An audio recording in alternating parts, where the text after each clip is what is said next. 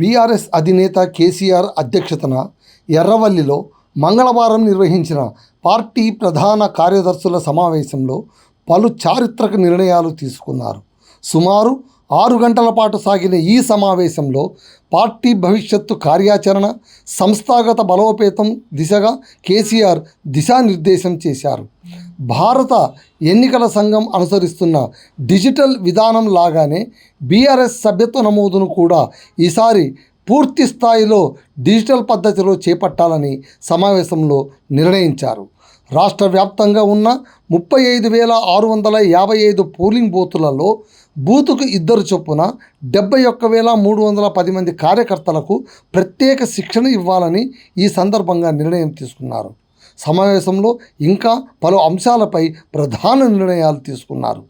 ప్రతి నియోజకవర్గానికి రాష్ట్ర కమిటీ నుంచి సభ్యత్వ సమన్వయకర్తను నియమించాలి. ప్రతి మండలానికి మున్సిపల్ బాడీల వారీగా సభ్యత్వ నమోదు నిర్వహించేందుకు 2-3 రోజుల్లో సభ్యత్వ సమన్వయ కమిటీలను ఏర్పాటు చేయాలి. డిజిటలైజేషన్ పద్ధతిలో సభ్యత్వ నమోదు ప్రక్రియకు సంబంధించి 35,655 పోలింగ్ బూత్లలో బూత్కు 2 కార్యకర్తలు చొప్పున మొత్తం 71,310 మంది కార్యకర్తలకు శిక్షణ తరగతులు నిర్వహించాలి. ఈ శిక్షణ శిబిరాలను పార్టీ ప్రధాన కార్యదర్శుల ఆధ్వర్యంలోనే కొనసాగించాలని నిర్ణయించారు.